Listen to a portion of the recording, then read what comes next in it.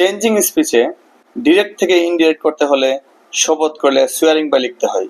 এটা হচ্ছে একটা অতিরিক্ত অংশ, আর ন্যারেশনের অতিরিক্ত কাজ সবার আগে করতে হয়। For example, by Allah the man replied, I shall never বা I will never leave this house।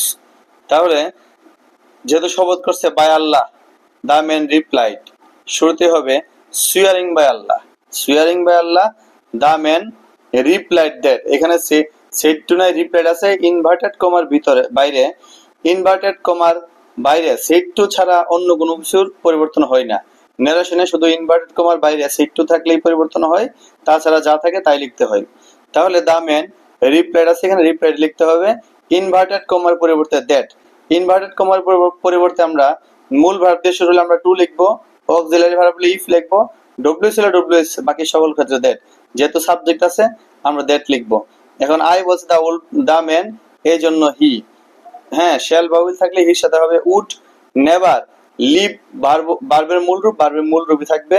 ন্যারেশনে verb one আর ভার্ব টু ছাড়া অন্য কোনো ভার্ব চেঞ্জ হয় না।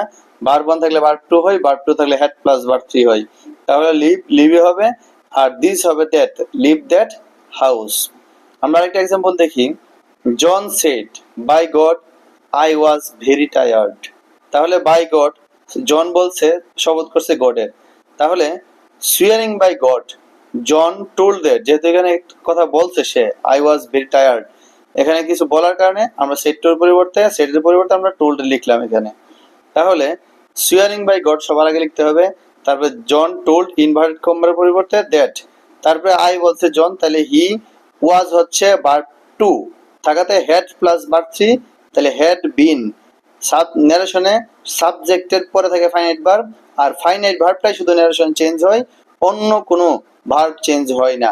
ফাইনাইট ভার্ব মানে ভার্ব ওয়ান আর ভার্ব টু ছাড়া, ভার্ব ওয়ান থাকলে ভার্ব টু থাকলে হেড প্লাস ভার্ব থ্রি। তাহলে I was very tired, swearing by God, John told that, I হচ্ছে হি, হ্যাঁ, হ্যাড বিন ভেরি টায়ার্ড।